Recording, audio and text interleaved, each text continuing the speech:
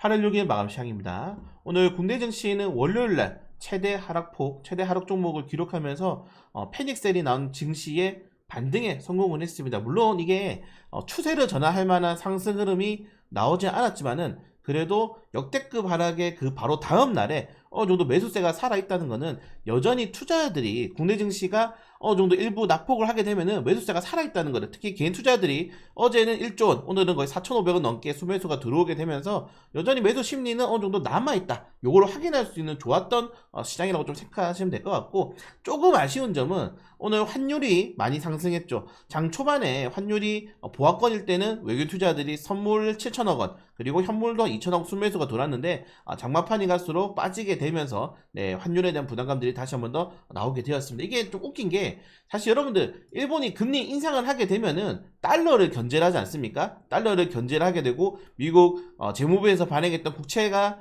좀 인기가 시들게 되면서 달러가 견제가 되는 상황인데, 오늘 웃긴 게 엔화가 다시 한번 약세가 나왔어요. 엔화가 약세하니까 지수가 크게 반등이 나왔습니다. 일본 지수 10% 반등이 나왔죠. 이게 좀 열받는 게 뭐냐면은, 우리나라 같은 경우에는 코스피 마이너스 8%, 코스닥 12% 떨어졌는데 코스피는 플러스 3%, 코스닥은 플러스 6% 기록했죠.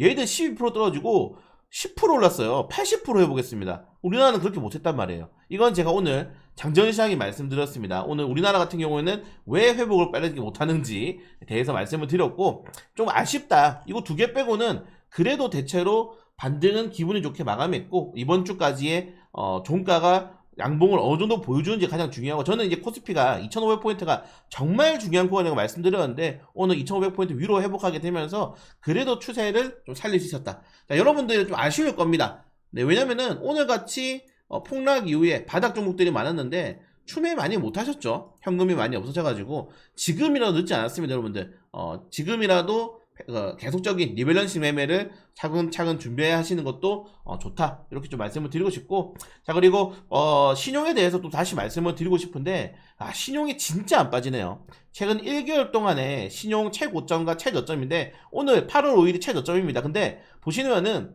최고가 20조 원, 그리고 평균치가 19조 8천억인데 19조 2천억, 3천억이죠. 그러니까 지금 보시면은 5천원밖에 안 떨어졌어, 거의. 자, 이게 뭐가 문제냐면은, 여러분들 지수가 2500이랑 730이잖아요. 이게 작년 이제 10월 달이죠. 작년 10월 달에 주가가 급락할 때 이때 신용 물량들이 14조 원 규모였습니다. 그리고 올해 1분기 때 지수 급락할 때는 17조 원 규모였고 지금 19조 원입니다. 그러니까 지수는 똑같이 하락이 나왔는데 신용이 안 떨어져요.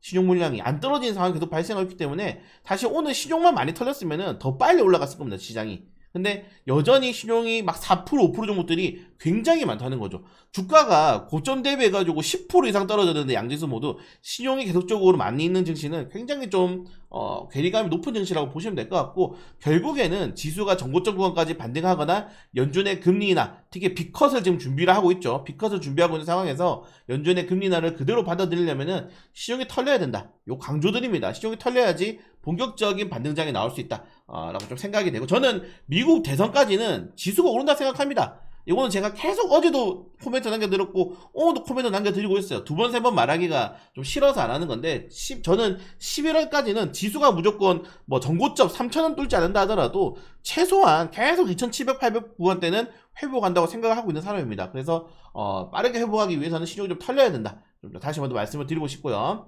자, 월가에서 연준이 B컷을 준비를 하고 있고, 현재 B컷 확률 57.5, 75.5%입니다.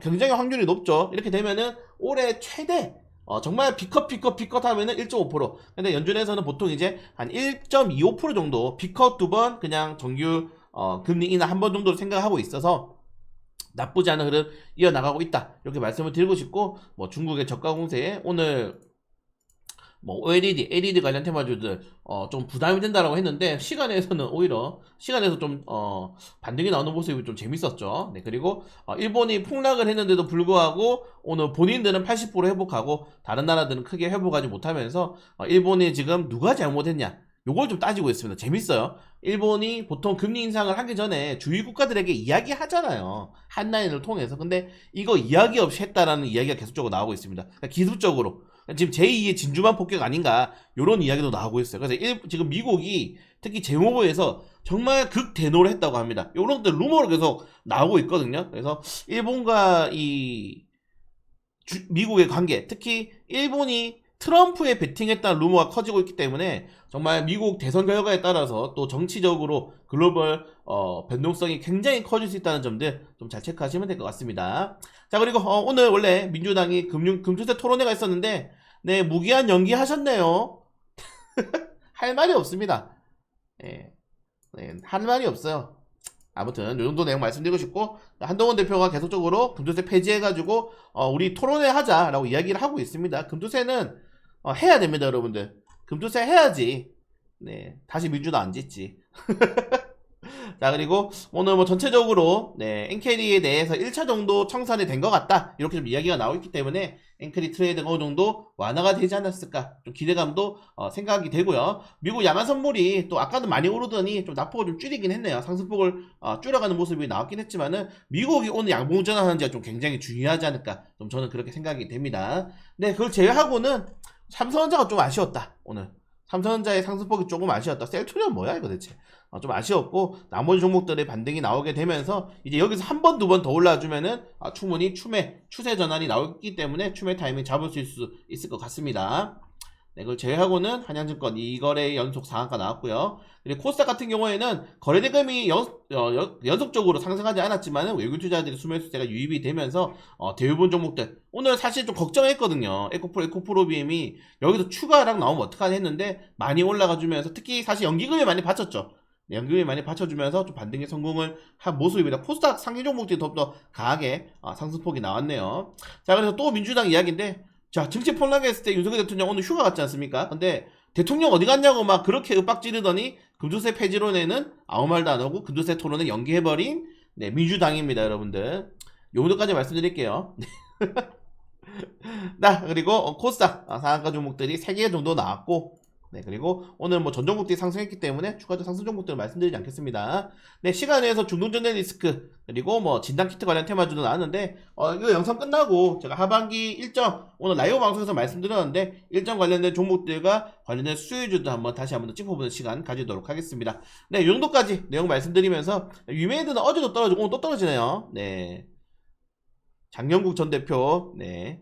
아무튼 이 정도까지 말씀드리면서, 오늘은 좀 생각하지 마시고 푹 쉬세요. 저도 이제 좀 쉬었다가 미국 정시 개장까지 봐야 되니까 그냥 푹 쉬세요, 여러분들. 오늘 마감 시간 안 봐도 돼.